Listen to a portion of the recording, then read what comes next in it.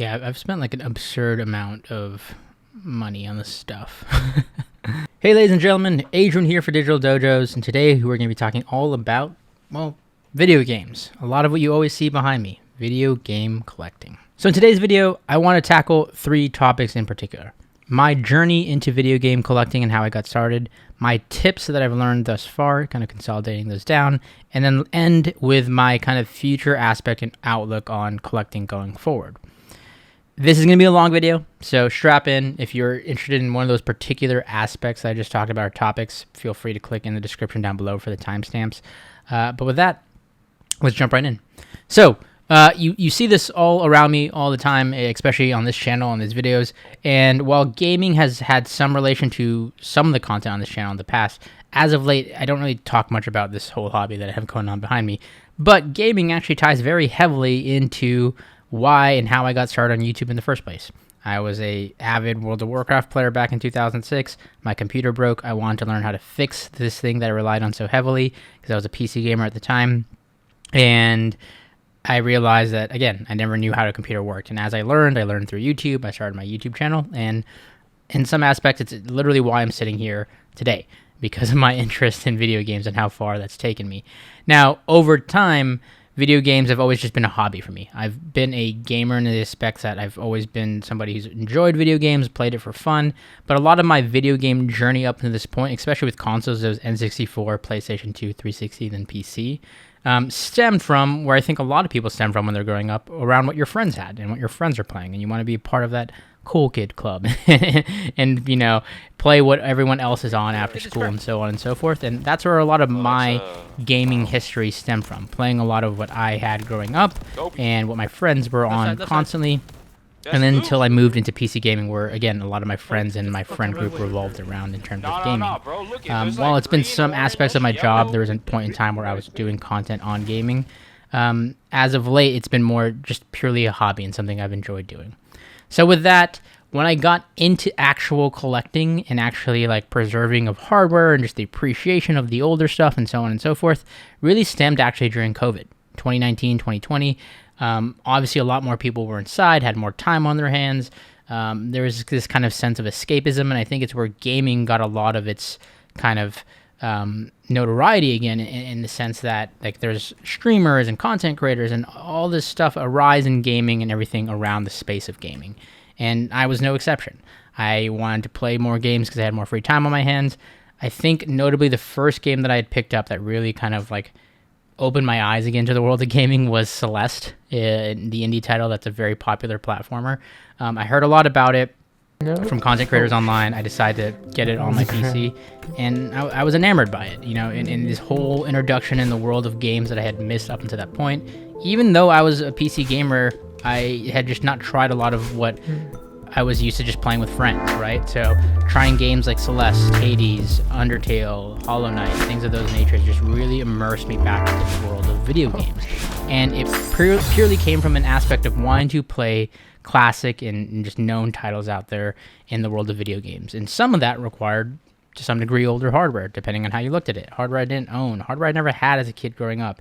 And that ties in alongside the whole nostalgic wave that I was riding, and where I wanted to really just play a lot of old titles and games, and thus began the rabbit hole of getting into video game collecting.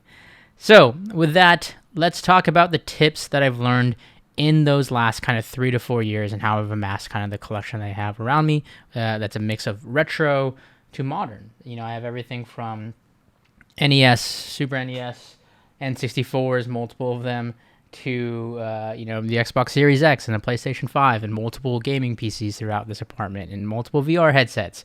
So let's talk about it. I think number one, my most important tip when it comes to video game collecting, and really just I think collecting in general, is defining your scope. You have to understand, prior to video game collecting, I am somebody, when I get into something, I kind of get all in and really immerse myself in that world, in that community. So before, it was like I was really into watches, and I have a collection of watches, and you know, slowly that now it's gaming, and there's other things in the world of technology. I have a collection of iPhones sitting on the shelf in front of me, from the first iPhone to the most current iPhone. So I tend to go all in on a lot of what I get into, and I think that's why my number one tip is to define your scope, especially in this world of video games. that is so broad. Defining your scope in terms of what it is you're looking to collect and why you're collecting. For me, it was to play a lot of games that I wanted to experience that I never got the chance to experience in the past. So that already singled out a lot of other things that sometimes collectors get into by adjacent needs. Like, I'm not collecting figurines, I'm not collecting other accessories and stuff, and so on and so forth. Like, I tend to stick primarily to video games and consoles for the most part, things that I can interact and play with. And that's another thing. I think within your scope, you need to understand what is your overall goal. Some people get into it from an investment standpoint. Some people get into it from an aspect of like wanting to get sealed games and complete in-box games, or, there's a certain collection that they're going for. And you really need to define like what it is that's important to you and that you're looking to collect. For me, I've always leaned more on the side of like, I want to be able to play and interact with my things. I think I have a couple of like sealed games, like only very few, but nothing like graded or anything of that level. And look, some people are really into that, and maybe that's something that you want as a part of your collection, or maybe it's the main focus of your collection. I think defining that and kind of outlining what that is for you as early as possible kind of helps you stay within the realm of what you're looking for, rather than just kind of going all over the place. That was my thing when I got into collecting. As soon as that nostalgia wave hit, which is arguably the worst time to start buying and collecting anything because it's purely emotional driven, right? Not to say that you can't collect outside of your scope or your collection and your parameters aren't going to change, because they definitely are. I just think if you kind of help define that early on, it helps kind of steer you in the right direction. Another aspect of that, a subtopic of that first tip, would be like digital versus physical. There's this big argument around like digital collecting versus physical collecting. In my opinion, to summarize it, digital does equal convenience, right? At some level, there are certain titles and genres that I collect for example, the Nintendo Switch. I don't necessarily care to have all the cartridges or the box sets of the Nintendo Switch games. I primarily buy those digitally because they're games that I just want to play and have fun with, and primarily I buy like party games to play with on my Switch to hang out and play with other people. The convenience of being able to just buy it on the fly, a digital copy, versus running to a store to go get it, is always more convenient for me, right? Furthermore, obviously, digital aspects when it comes to collecting physically, if you're not or don't have the space to have a setup and all these games piled up and so on and so forth, yeah, digital is always going to be easier. It's stored digitally on a hard drive of some level. But that comes with its pros and cons, right? There are shops like the Nintendo eShop, which recently had closed down for the Nintendo 3DS and the Nintendo Wii U, that now are no longer available. You can't get those games other than physical copies or other regions of the internet, legally from Nintendo. So there is that idea that there is this kind of ephemeral aspect around digital games and libraries. Like, are you ever going to get updates for this? How long are these going to be supported? So on and so forth. There is a safety and guarantee around if I have this physical cartridge or CD, sans it breaking or deteriorating over time, like I own this piece of medium, right? The same concept around things like Game Pass. You don't necessarily own those games. You're just paying to a subscription to access them. So there's pros and cons to both. Obviously, at some level, it's much like a book where people like swear by ebooks or Kindles or reading it on the go versus just having a physical book, where people just enjoy having the physical, tangible copy to have on their shelves, to display, to be a part of that collection aspect. And I get that too. For me personally, I have a bit of a hybrid of it. I've collected a lot of physical stuff, primarily the consoles and hardware, whereas games, I'm kind of indifferent. I sometimes go physical, I sometimes go digital. It just depends on the way it kind of shapes up overall. And again, there are advantages and disadvantages to both. Again, to touch on the idea of physical, there is some hardware in games that were made for a specific platform. There were certain games that were made for this dual 3DS screen and touchscreen experience with a stylus. There were games that were meant to be played on the Wii U gamepad. And despite the age we live in with the emulators and these digital solutions becoming more and more advanced, sometimes you can't necessarily recreate how it was intended to be played without that native hardware. So again, I think that's where the kind of hybrid aspect comes into play. Number 2, best way to find deals when it comes to collecting in video games and how to get started.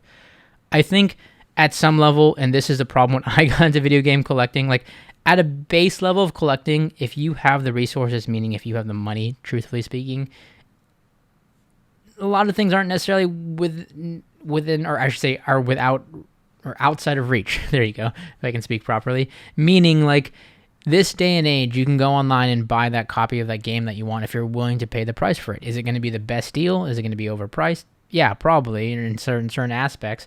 Versus like there are certain collectors who really want to go and find and hunt and find those grails in like garage sales or flea markets or things of that nature.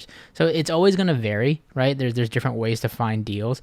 But I think at a base level, I want to start by addressing those who maybe don't have, you know, a ton of excess capital or money to invest. Start with what you have, right? I think take resources of maybe you have older games or consoles that your parents kept for you or you kept in a garage or attic. Asking friends and family. I did a lot of that when I got started, and people who were just willing to get rid of hardware, they were going to donate it or throw it away anyway, buying it for a little bit of cheap, so on and so forth. And then expand to look at your local resources, right? Look at things like Goodwill, like I said, other kind of just used stores, whether they're dedicated to video games or not. There's obviously the popular chains like GameStop and so on and so forth, and I think those do have their place in the collecting scene, don't get me wrong. Obviously, like they're not going to go as far back to carry everything you may be looking for the retro scene, but they definitely have their place. So look at what's locally available to you store-wise, and then search, do you have retro video game stores in your area? That's one of the first things I did being in San Francisco. I looked at the Bay Area and abroad and looked at a lot of the popular shops that were in the East Bay and the South Bay and San Jose and different areas of the Bay Area outside the city that I could visit and take advantage of. And that's really what got me exposed to the scene around me. And then from there, I found a shop, for example, that hosts bi-monthly, I think, game swap meets where they have vendors come in and sell their inventory. You can do buy, swap trades. And that exposed me to that whole community, right? There's always communities around these sorts of things, especially retro video game communities, whether it's online or local. But start local, see what's in your area, see what's around you. Craigslist, Facebook Marketplace, as well. Take advantage of those to look locally. And then, like I said, to get more niche, flea markets, garage sales, where you can kind of, as an adjacent, take advantage of those and see if there's retro games or game stuff in those areas. Now, of course, when you introduce the whole world of online when it comes to finding deals, that's a whole other spectrum of space that you can take advantage of. And like I said, almost quite literally find anything if you have the resources. eBay is obviously the popular one if you're just looking for like the general store to use online. Craigslist, and I said Facebook Marketplace kind of play into your local area while still being online. And then other local apps, OfferUp, Whatnot is another big popular one right now for video games, like auctions and betting and stuff like that. And then I would say also when it comes to looking online, to take advantage and also utilize communities. Like when I'm talking about online, I mean Discord groups, whether local or not, or just forming relationships around the community at large. And this is kind of like a sub tip within a tip. Leveraging that community as you find vendors, as you find sellers locally is something that I've taken advantage of a lot. A lot of these events that I've gone to, and some people go to like full on conventions and stuff for this sort of thing. Take advantage of the people that you meet. Take advantage of the people who are potentially in the reseller business and looking for grails themselves and finding things and selling things. I have a couple of contacts that I've amassed in my time here in the Bay Area that I can go to or send out lists when they're like going to be selling stuff, so on and so forth. Again, relationships help you network and help you kind of get good deals on stuff and hopefully get exclusive access to certain deals and whatnot. At the end of the day, it's always going to vary when it comes to finding a good deals. If you're somebody who really wants to be a bargain hunter and really try to find those grails at, garage sales and flea markets, and that's going to be more your tempo. Whereas if you're somebody who really knows what you want and you're really looking for something more curated, then you're probably going to have better luck searching online or at your local retro shops because they know and have that inventory. Arguably, you're going to have to pay more, right, versus like finding it in the dollar bin at a flea market for somebody who doesn't know what they have. But it's, again, there are, as always, pros and cons to both. Number 3, kind of going in tandem with all of that, is understanding the market. And I think, again, this is really, really important in the sense of understanding where it's going in this kind of video game scene, what's in, and the timing of things. I think when I got into video game and retro game collecting, it was arguably one of the worst times in terms of prices because there was this huge nostalgia wave. There was this pandemic. People were really getting, into games and stuff and whatnot, and prices were just skyrocketing for certain hardware, consoles, games. So I think understanding where the market's at, what's in, what's going to be in, or going to go shoot up in pricing, it is kind of like a stock market. An easy example I can give is when I bought this right here, the new Nintendo 3DS XL, I bought this because I was like, I seen so many things about this, and everybody was getting their hands on this, and how the prices were steadily climbing and climbing and climbing. And eventually, when I was in New York visiting family, I went to one of their local stores, retro stores, and saw this in pretty decent condition. And I paid like $360 for this thing, which, in contrast to what it goes for now, is super expensive. Furthermore, I bought this one from Japan when I went to go visit, and I got that for like less than $100. So like, obviously there's going to be a timing in the market and whatnot, and you really got to understand, like, is this worth paying over for because I want it now? Sometimes that answer is going to be yes. I did it for the 3DS. I did it for my PlayStation 5. I bought that during the pandemic as well. Paid a little bit over market price to get it and not have to wait, another 6 or 7 months before it restocked or whatever it was. So you got to understand the market. You got to understand the timing and where it's going. Another easy example is, like I said earlier, with the Nintendo Switch eShop closing. Sorry, the Nintendo 3DS and the Nintendo Wii U eShop closing, there was a big spike in the physical game market because you couldn't get them digitally anymore, and that convenience was gone. So kind of being in the know of what's going on helps you kind of understand when and where to buy certain aspects and items. That leads me into tip number 4, and I guess this kind of plays on best way to find deals, but number 4 would be leveraging and taking advantage of old, broken consoles to repair and fix. Again, this is a sub-product of finding a deal, but I've bought a couple consoles in the past that were marked as broken or hardware that was broken, only to then fix it at a much cheaper rate than I would have to if I bought the thing new or at, in working condition. An example, I got this Nintendo GameCube Wavebird controller with broken like an analog stick. It had the controller, it had the receiver, and it was all working, but the analog stick and stuff was all messed up. And with that, I got a deal on it, and then I was able to just take one of my other GameCube controllers, or you can just buy like a cheap one, and I swapped the analog stick because I knew how easy it was. It was literally like 6 screws to take out and popping in the new analog sticks, and I was good to go. So small examples of that are an easy fix and easy repairs. Other examples might be console repairs that you might be willing to do on your own, and I think is a good way to kind of get exposed to different skill sets and technical know-how, whether it's soldering or just kind of troubleshooting hardware. I bought this Nintendo Wii U when I was in Japan. The price tag's on it, 600 yen. So basically $5 at the time of conversion, maybe even less at the time when I bought this. Nothing was wrong with it. It had no power cords, stuff like that. When I tested it, games worked fine, and there was no skipping. Controllers worked fine. I don't know, maybe one of the ports, like the GameCube controller ports, are broken or something that I haven't tested yet, but in terms of just base level console working, it works fine. And I got this for $5 at a secondhand store in Japan, and I think it's literally because I just didn't fully test it. So that's an extreme use case and example. I'm sure there's other stories of people going to garage sales or whatever and finding stuff that they didn't know was of value or didn't know it was as simple as this to fix, but that happens quite a lot. And if you're willing to kind of put in the time and do a little bit of research, sometimes those deals are worth taking so that you can take advantage and learn something at the same time. So again, take advantage of repairing broken or buying broken consoles if it's something that you really want, so that you can, again, have something and have the satisfaction of like fixing it and calling it your own and making it working again. Number 4, I believe we're at, is refining and maintaining your collection. I think this is really important in the sense that as you build up your collection over time, you're going to also just want to audit it now and again. I just watched a video recently of somebody doing this for their collection. She says she does it every year. And I think it's a good tip in that as a collector, your tastes are going to change, what you're into is going to change, and over time, as many collectors do, especially in this video game scene, sometimes you're really into something, sometimes you're not, sometimes you get over the hobby, and sometimes, you move to something that's more convenient, like digital and emulation, and so on and so forth.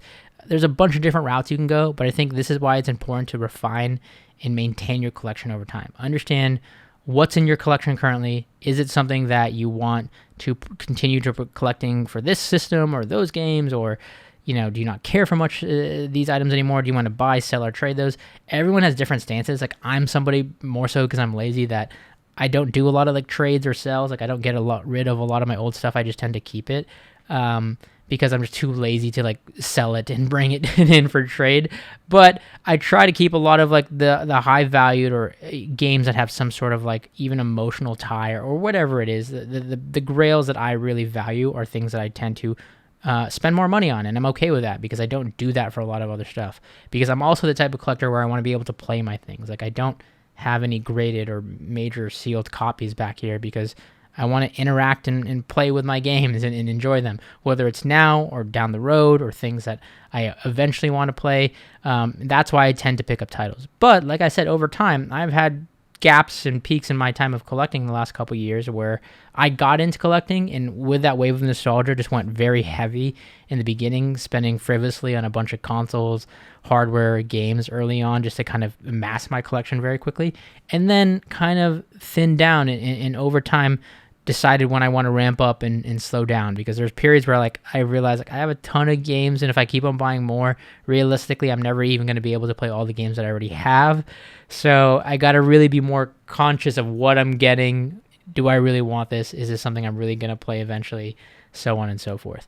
Because there's that other mentality, and I think it's a good mentality to have at some level, where like I've seen collectors and resellers and whatnot online kind of just have the mentality of like, look, I don't need all these games now. I'm going to sell a majority of these, have the extra money.